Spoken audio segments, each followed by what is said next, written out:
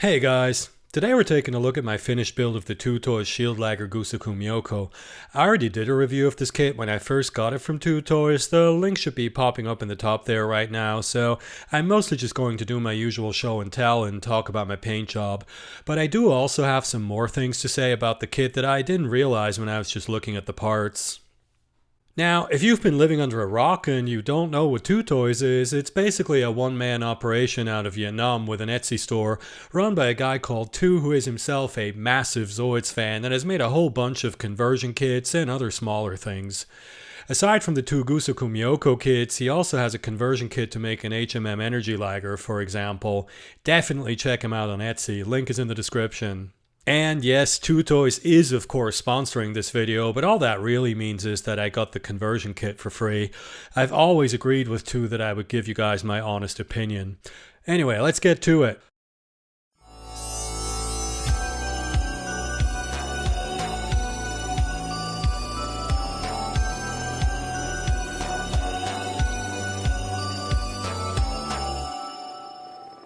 Robo Shop.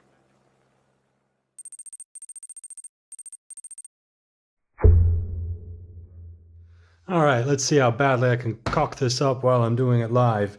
The first thing with a paint job like this is always that I paint the inner frame of the model, which luckily with the Shield Liger, despite the fact that it's absolutely ancient, works really well.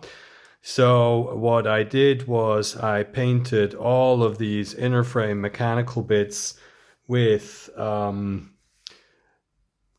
gray from Vallejo Metal Color, which gives you really, it looks nothing like this when it's done. It looks almost black, but it gives you a very nice reflective surface, especially if you also use the gloss black primer from the Metal Color range.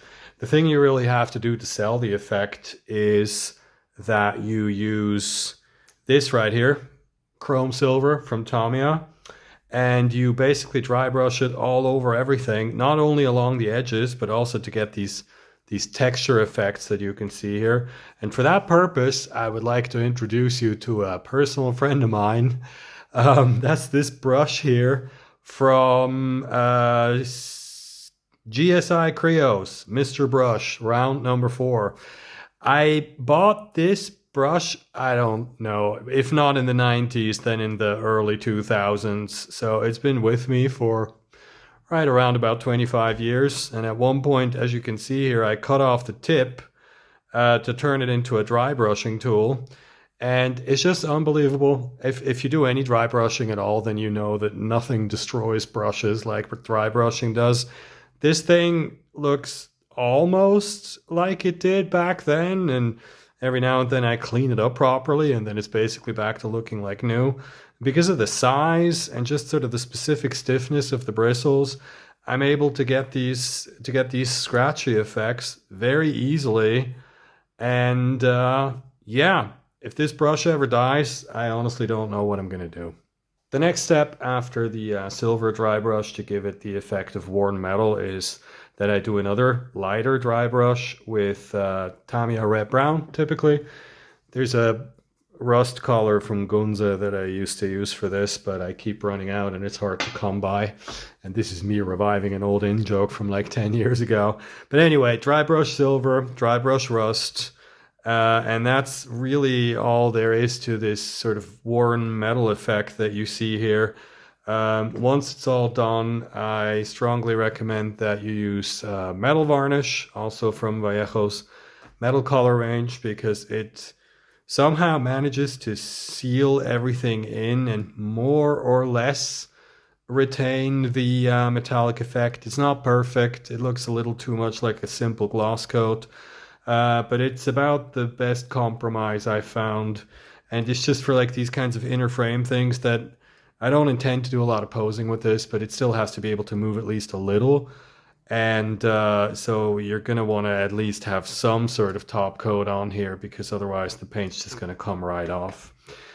Next step and on the inner frame was that, as you can see, I painted all the tubes red using Corn Red from Citadel / Games Workshop. It's just really my favorite red tone in the world, to be perfectly honest.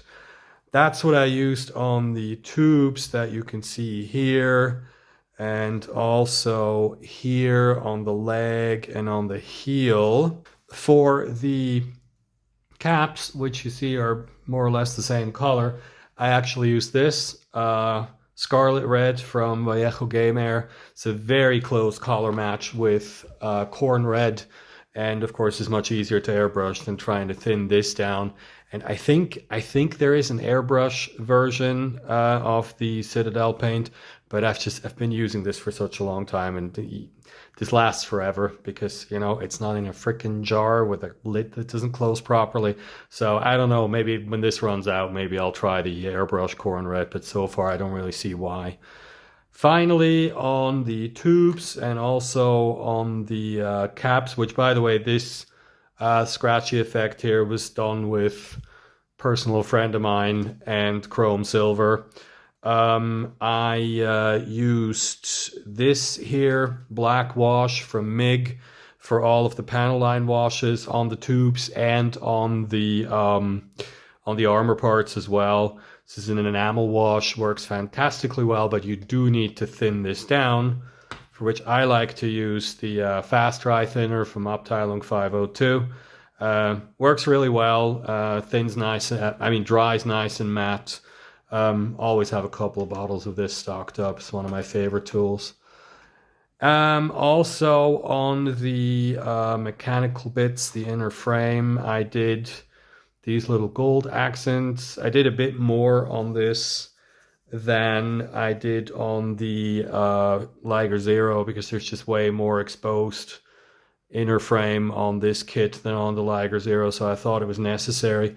Gold accents were done with Vallejo metal color gold, and also you can almost not see it, and this is the one thing about this build that really pisses me off. The pistons are actually airbrushed. The silver bits are done with duraluminum, basically the best paint in the world if you want a really bright silver effect. And what is meant to be the gold pieces I did with titanium gold from Tamiya, which is basically my favorite gold paint. And those of you who have been following me for a long time know that I like to use this for gold parts on Gunpla as well, like the V-fin on the Perfect Grade Strike way back when. But it somehow just came out super dark, and it barely reaches gold. I don't know. I decided to leave it the way it was, but I'm not happy about how that came out. Also, finally, as far as the metallic bits go, the claws here, of course, are painted with duraluminum again. It's just a nice silver color that pops. And yes, you are going to have to paint 16 toes separately if you're going to build a shield Liger. Ask me how I survived that. Answer, I don't know. Now, the armor bits, and grab the head here. The base, first of all, the primer I used was Ultimate Primer Gray here. This is essentially Stynylrez. Any gray primer will do. I actually think this is a little darker than I would like it to be, but I haven't found a gray Stynylrez primer that works better for me yet, so I've stuck with this over the years. Afterwards, I did pre-shading with Tamiya Flat Black. Now, the reason I use these two in combination is because doing black pre-shading over gray primer means, as opposed to, using a white primer, means that whatever speckles you get when the airbrush isn't quite working perfectly like you want it to, just have less contrast against the black primer, and so they end up disappearing when you then paint the final color over them. And so this is what I've stuck with for a long time now, unless I need things to be like really super bright. Gray and black works fantastically. Why flat black? You do not want to use gloss black for pre-shading because the different surface textures, this is relatively matte. The different surface textures of using a gloss paint for your pre-shading and a matte color primer will absolutely carry on through subsequent layers of paint. You probably wouldn't see it anymore in the end on something like this that also has multiple layers of oil paint caked over it and then a matte coat in the end, but it really is distracting while you're working on it. So strongly recommend you use matte paint for pre-shading if you're going for a matte overall finish. Next, of course, we have the base colors for this. The tan that you see underneath everything is Desert Yellow from Tamiya, also an old favorite of mine. And the green parts are done with Olive Drab.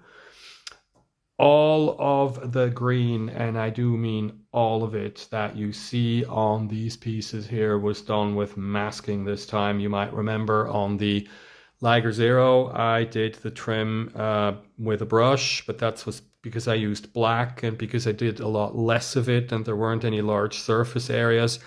This time, I don't really have an olive drab color that I like that I could have brushed on, and I thought it wasn't going to look very good. And I also thought I was going to do this with masking to challenge myself, to be honest with you guys. And so, yeah, that's how that happens. And of course, red accents with corn red, same paint that I used on the tubes on everything, including these. And then finally, I'm just realizing I don't have the jar here, but I mixed a little bit of yellow into both of my base colors here to do some highlights, because what I really wanted to do is to really, really, really bump up the highlights.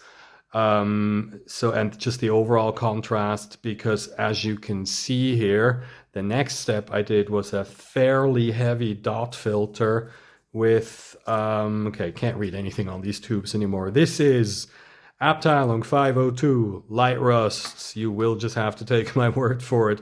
Neutral gray, and of course, Starship Filth. Everyone's favorite if they are a person of class and fine tastes. I did a dot filter, meaning you put like tiny little dots of oil paint on everything and then you brush over them with a flat brush with some of this stuff on it, not too much. And that's how you get all these discolorations, and also really a fairly sizable portion of all of the streaking that you have on here as well is really just the result of the dot filter. And once that was done, I also did some streaking with oil paints, some of it with rust colors, some of it with Starship Filth, like the black streaks here. And in the end, some dry brushing wherever there are vents to simulate the effect of soot accumulating on the vents over time. And then finally, a matte coat, Tamiya matte clear, or flat clear it's called, sorry. And yeah, that was it. As you can see, even with the flat clear, the metallic bits really they retain some of their sheen. I thought about repainting over them once the matte coat was on there, but ultimately I decided not to. It looks fine. You can also, if you want to get some metallic sheen back, you can also just dry brush the edges. That kind of tricks the eye into thinking the edges are reflective, and that way you end up with more sort of a shiny effect. Not much else to show you guys here. The swords, I'm just showing because I'm kind of proud of how they turned out. This is, of course, one solid bit of resin. Duraluminum, gloss primer. All this is done with matte colors. I had to mask off the blade, mask off the Suba, panel liner, and of course these squares here are all hand painted. And that's really it. As far as putting this thing together, a few tips maybe.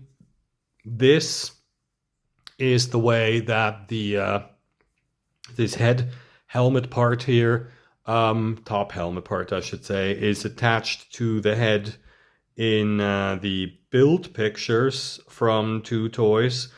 If you wanted to attach this way though, you're pretty much going to have to glue it on. The kit from Twotoys also comes with a replacement part for a piece that's here in between the ears that has a peg hole that fits a peg that's on this, but then it's much farther to the front, and I don't know, I just prefer the way this looks, so I glued it on.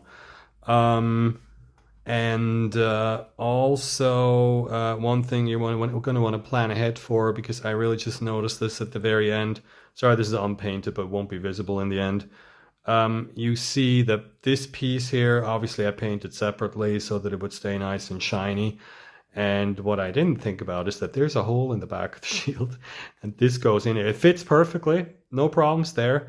But you see the bottom of this part here, and I realized this like today or yesterday when I did final assembly of this, and I was like, "Oops! Now I have to hand paint over this." I mean, it's not a problem, just something to bear in mind if you're going to build this thing. Of course, in general, I would say building something like this, if you have the skills to do the sanding, etc., for which I have a video on my channel from when I did the Liger Zero, is a ton of fun. It's incredibly rewarding. I end up with something that basically no one else has, because, I mean, who has this kit? Hopefully more people in the future, because you should all be buying stuff from Twotoys, incidentally. But it's an incredibly rewarding experience, all of this, but it does require quite a bit of planning. You really want to have your steps planned and know what you're going to do, more so than with just a straightforward plastic kit. You want to do more test fitting and things like that, just to make sure you don't run into problems at the tail end, which for the most part, by the way, I didn't. This all worked very well. It was really... I know how to sand and putty, and if you are reasonably handy with a sanding stick and a tube of putty, this is really not a super difficult build. It was just time consuming for me, but I had a ton of fun. Speaking of fun, I am now going to do final assembly here, because I cannot freaking wait to see this thing all put together, and then we're going to take a look at it in the photo booth. First of all, we have to see how this one compares to the Liger Zero Gusoku Myokoh, of course. I kind of feel like the paint jobs I did are so different that it's hard to really make a proper comparison here, but I think you can see that the shield Liger overall just looks a lot bulkier. Partly that's just because the Kotobukiya kit underneath is proportioned differently. I also felt like it had a bit more of a military vibe to it somehow, which is why I went for this more militaristic paint job and considerably more weathering this time. Now, one thing you may not have noticed is that both Ligers have this booster contraption on the back, but while it's between the shoulders on the Liger Zero, it's moved back to between the hind legs here on the Shield Liger, and it really fills that space out nicely. Another thing is this armor piece on the side of the neck here. I honestly didn't even notice this when I was doing the unboxing, but look, here it is on the hind leg of the Shield Liger. The Liger Zero's hind leg armor actually looks like this. There are a whole lot of other small modifications that had to be made just for the Liger Zero parts to work on the Shield Liger kit, aside from the fact that of course the head armor is mostly completely different. This is definitely not just the Liger Zero parts slightly modded to fit on a different kit, and it's been done with care and attention to detail. Well, and that's about all I have to talk about, so here are just a few more pictures. Like I said earlier, I really had a ton of fun working on this. It's just always a bit more rewarding to build something that isn't, the 50 billionth iteration of the same Gundam everybody else has built already. So if you feel like you're up for it, definitely go and pay Twotoys a visit and see if you want to grab one for yourself.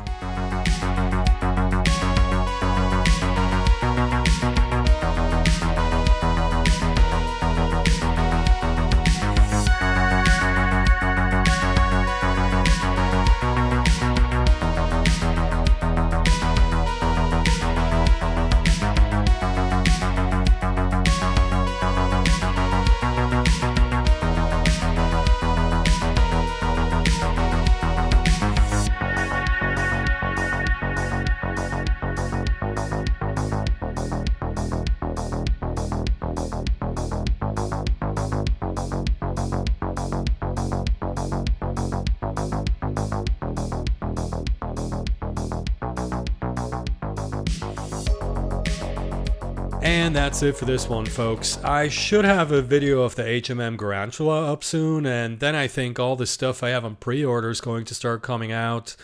There's like, 15 of these realized model kits announced. I'm real curious to see what those are all about.